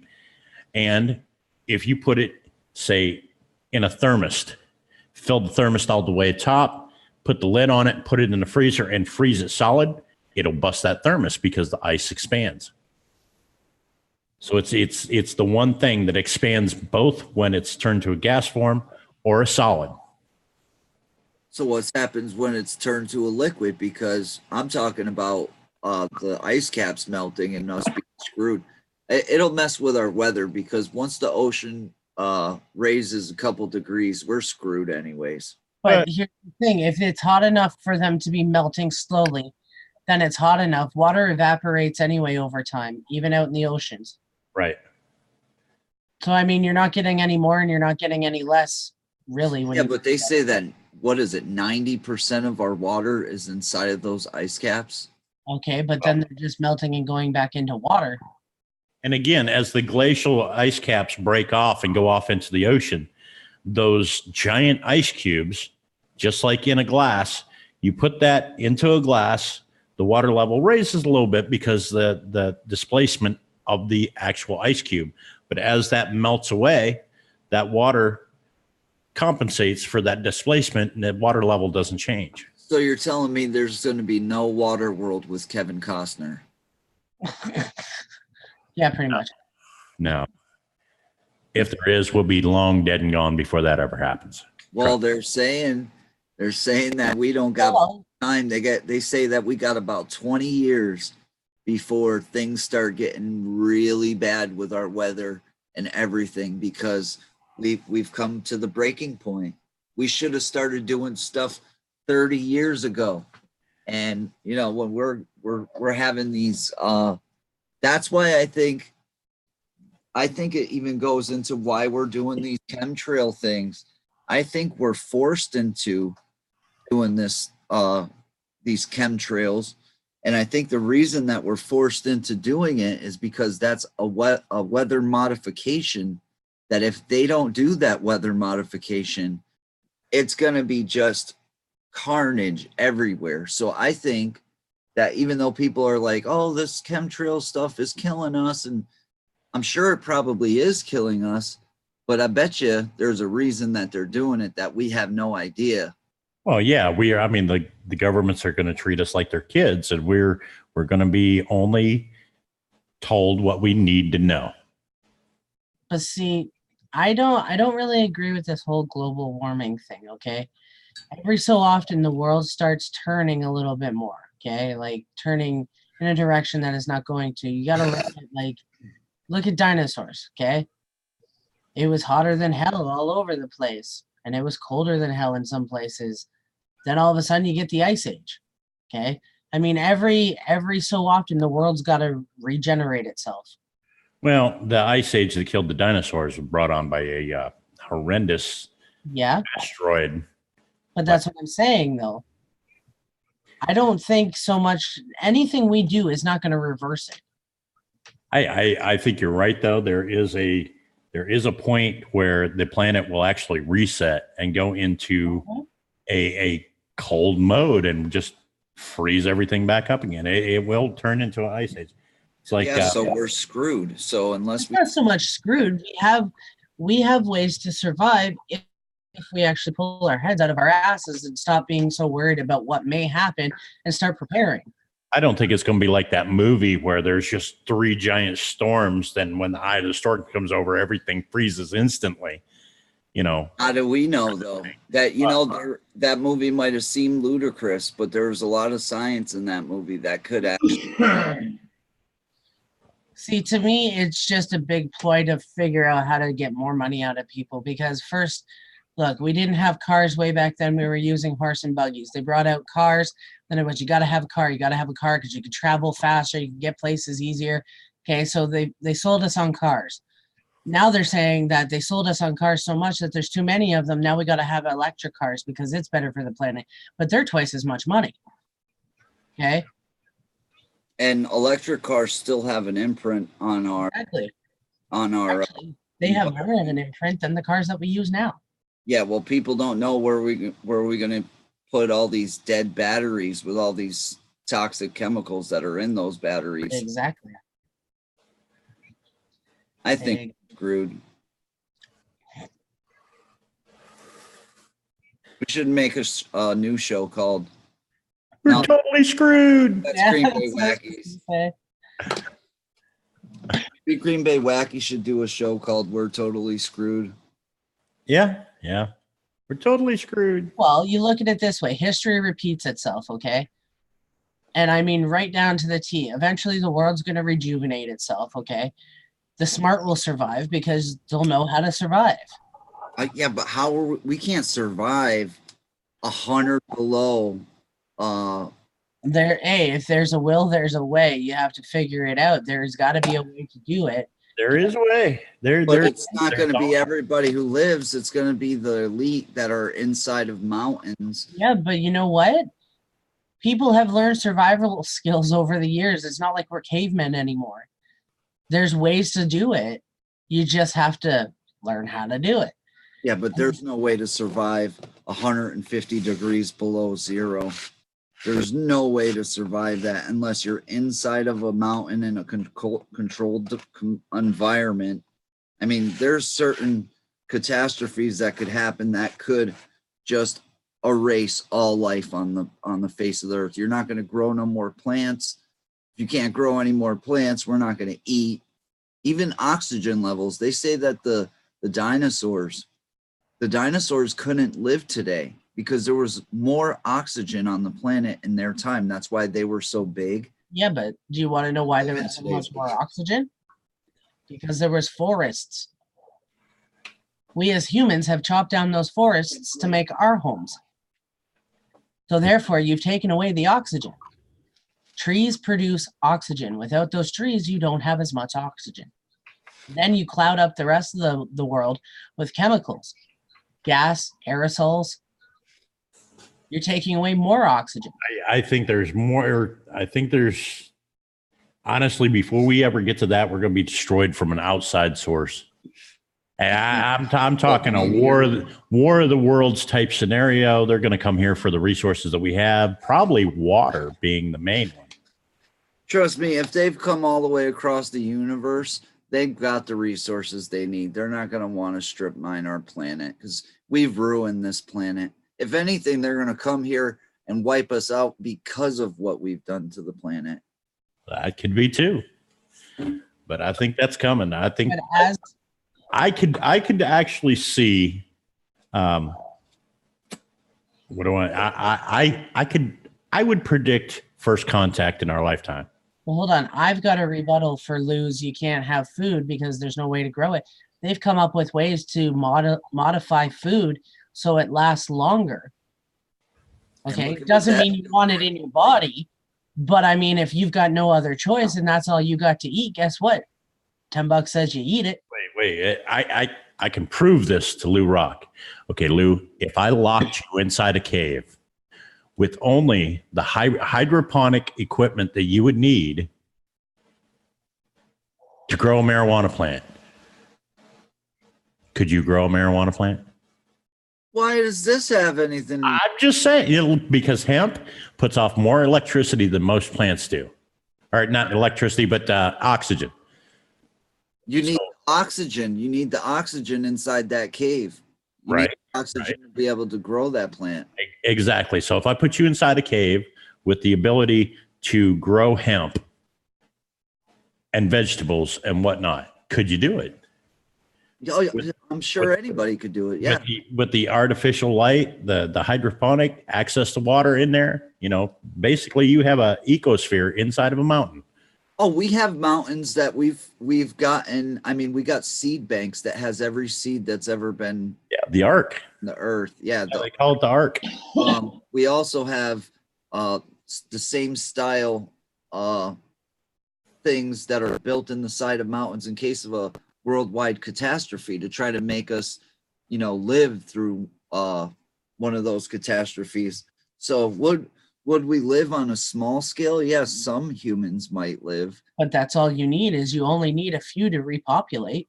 Well, I'll tell you what, man, that's good for them, but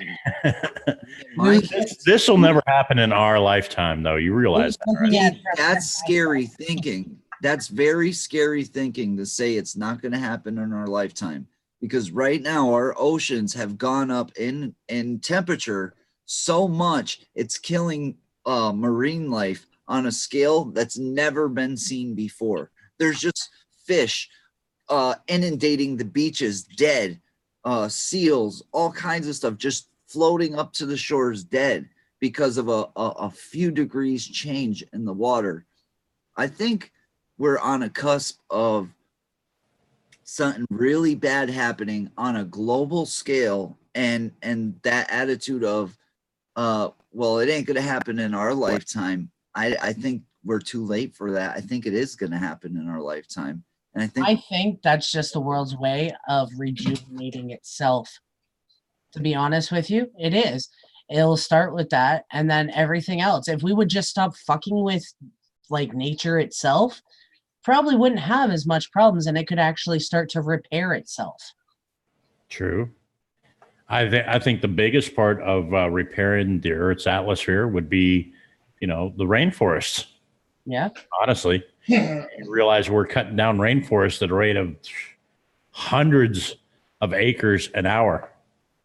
And that's where the majority of the oxygen for this planet is produced. that's insanity. I don't even know how that's legal. I don't know.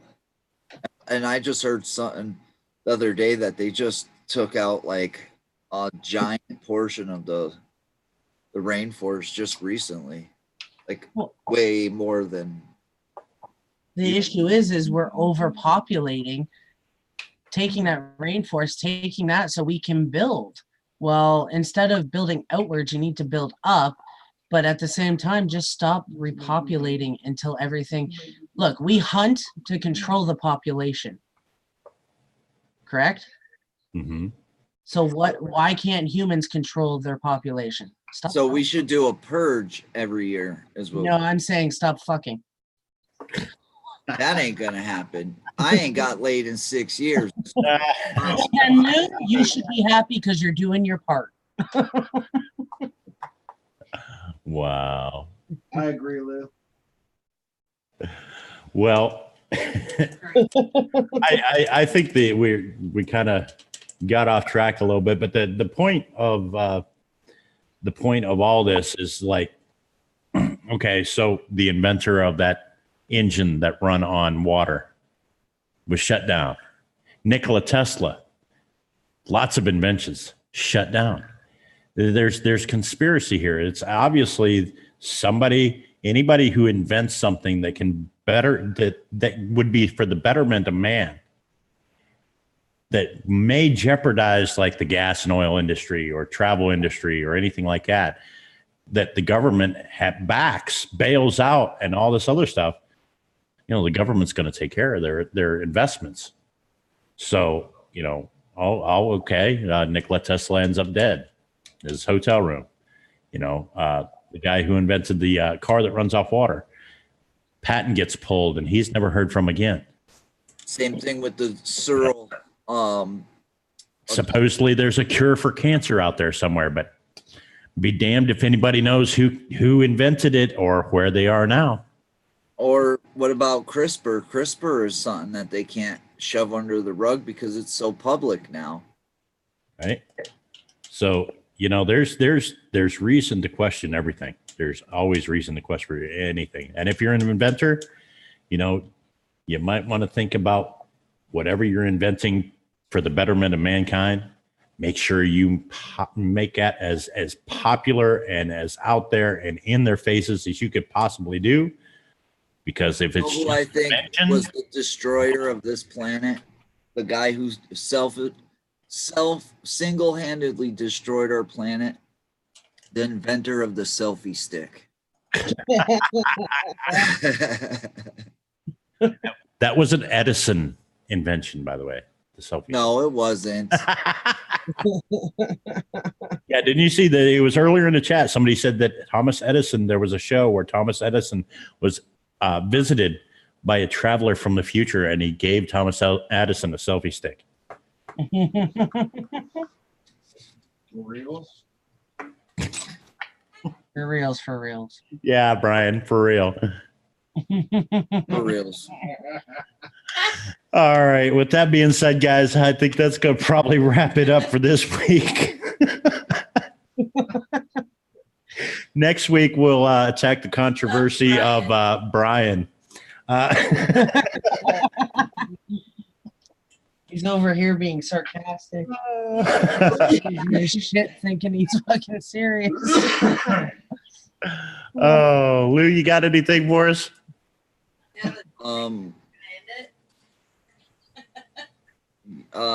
Yeah. He's just like, yeah, Brian. Yeah, that happens. Yeah, that happens. Yeah, it does. Just sit back and enjoy your dog ham, Brian. Just enjoy the dog ham. It's the simple things in life. You know what's horrible is I've been seeing a lot of information out there saying that we're eating a lot of stuff that, I mean, dog ham might be the least of our worries. You know what? I think we'll cover that next week because I've actually been seeing a lot of stuff on that too. You're absolutely right. I think we're going to cover that next week. Oh God. If you do, let me know because I got something. We'll name it. Is dog ham a safe alternative food? Listen, I just saw something in the chat. It says hashtag say no to chicken sandwiches. You know that canned chicken? Okay. I'm not even going to lie to you. I made a sandwich for Falcon the one day, put the rest of it in the fridge. Okay. Like the leftover. And I totally forgot about it. 3 weeks later, this shit still was not moldy. Was it Nero Trigger that did the hashtag say no to chicken sandwiches? Yeah. Yeah. I heard he beat up a one-eyed, one-legged, pregnant homeless lady in a wheelchair and took out 6 orphans to get to her. Yeah, I heard that too. Yep. I heard that was a true story too. That's the crazy thing. put up a video on it. I literally, telling everybody the carnage that he ensued to get that sandwich that that he still wasn't with. Yeah, I think next week we're going to cover food conspiracies. Everything from did you hear about the Monster Energy drink? The guy that sued Monster Energy drinks because he drank his Monster, and then there was something in the can, so he cuts the can open, and here was a dead mouse inside the can. Oh yeah, because he cut the can open. They tried to say that he put it in there, so he didn't win the case. The case got thrown out. If he would have left the can alone, he probably would have won the case. But there was a dead mouse inside the can. Evidently, it got in there during bottling, got filled up, capped, and the guy drank all the Monster Energy drink in that can. That's gross. Nasty. Makes a lot of. I mean, there's the daily allowance of rat feces inside of the meat at Taco Bell. There's a daily level that the government says, this is acceptable because the machines that they use to process this food, rat droppings do get onto those bugs, excrement, yeah. So there's a daily allowed amount of rat shit that we eat every day. We eat spiders in our sleep. It's true. Yeah, but you know what? I'm sleeping, so. All right, guys. Well, we're gonna. What's that? Breezy Boy says this is his favorite show. That's awesome. Guys. That is awesome. And we love our audience. We absolutely do. This is a great audience. They always bring something to the table. They always have something to share. And they throw in fact, they threw one up there today. What was it? V2K. Yeah, V2K. We're gonna have to do some research on V2K, Lou. I did some while we were sitting here. Well, yeah, I don't know if Lou's heard of it or not. No, I haven't. What is V2K?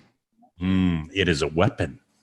Yes, we will have to talk about it. We're not talking about the tungsten rod that can be shot from out. No. This has got to do with voices in your head. Oh yeah, we're getting that right now with our 5G. Yeah, this is even more potent than the 5G, but no, you would activate that through 5G and yeah, you could. The HARP antenna is another way to activate that kind of I gotta learn. I'll look up V2K. So all right, guys. Gonna end it here. We'll catch you guys back here next week. Question everything. Remember, everything that we say on this program is purely speculation, and it's never listen to Lou Rock. It's we just put the information out there. It's up to you to go out, research it a little bit, question everything, come up with a solution on your own, see what you think, and then bring it back to us if you have something interesting, and we'll get it up here. We'll talk about it. Number one, anything Lou Rock says is bullshit. All right. Special thanks to the mod god. I know he was out there a little while ago. I don't see him right now. But James, if you're out there, buddy, I fixed the problem. It's fixed. Yes, he did. Yep. He can now see Margie Yeomans. And I could see him. Yep. Yeah, so there he is. All fixed. He says, thank you to everyone for being here with Ghost Mafia's live stream. See you all till next time. Take care and God bless. Much love. Have a great day. Good night. Hashtag Nation 13 fans. And special shout outs to all the moderators out there. It's been doing a great job dropping links. And I know we had a couple of super chats at the beginning. I can't remember who they were from right now, but thank you guys for the super chats. All that always goes back into the channel. Equipment, things like that, programs, pays for the Zoom. You know what I mean? So being viewer funded, that's what we got to work with. So thank you guys for all the super chats, donations, things like that. And we love you guys, and we'll see you next time. Dog ham.